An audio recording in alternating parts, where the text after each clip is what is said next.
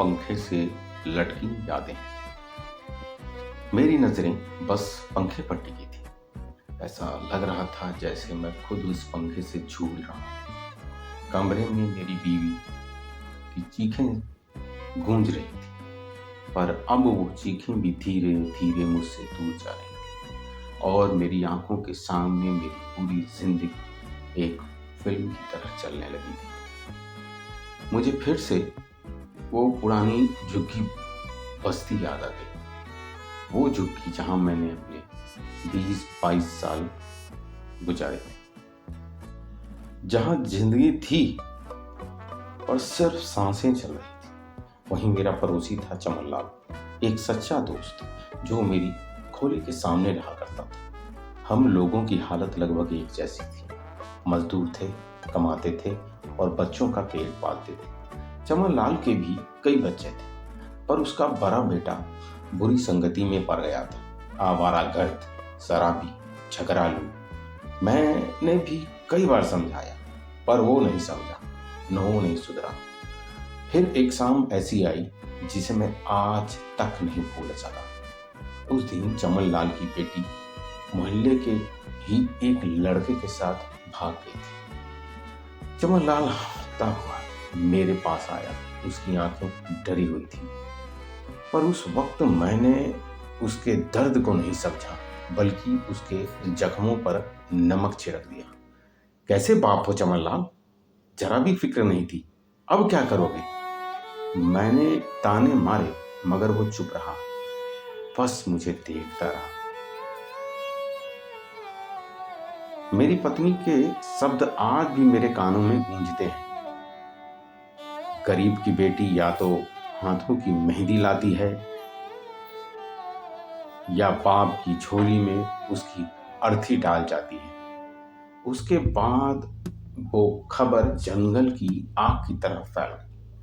हर गली, हर नुक्कड़ बस चमन लाल का नाम था।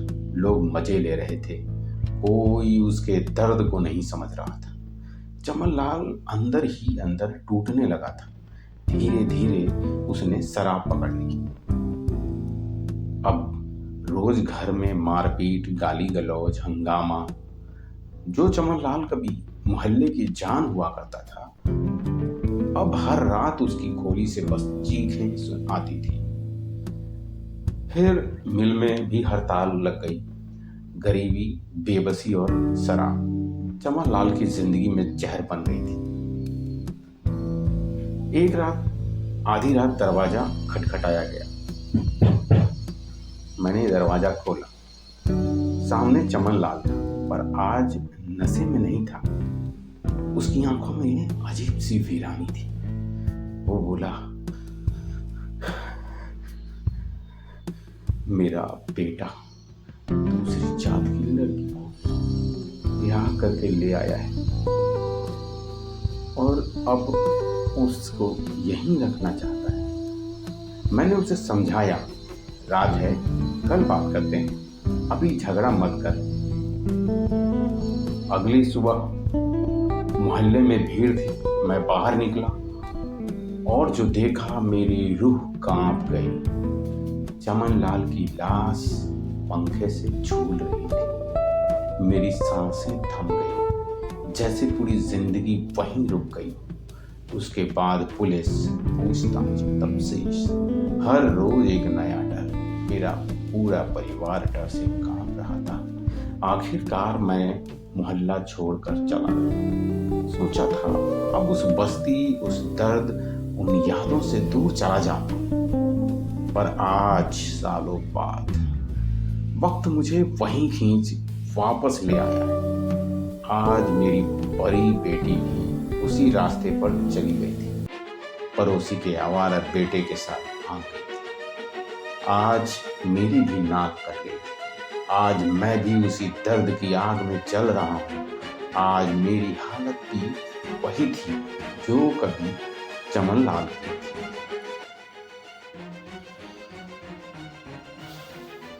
आज मैं खुद को भी उसी पंखे से लटका हुआ देख रहा।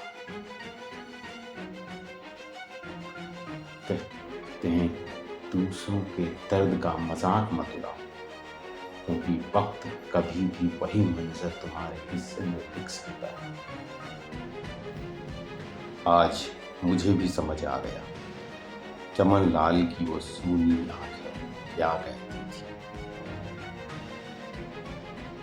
अगर कहानी ने दिल छू लिया हो तो बस एक बार अपने पिता को गले लगा दो, क्योंकि जब वो टूटते हैं तो आवाज नहीं करते।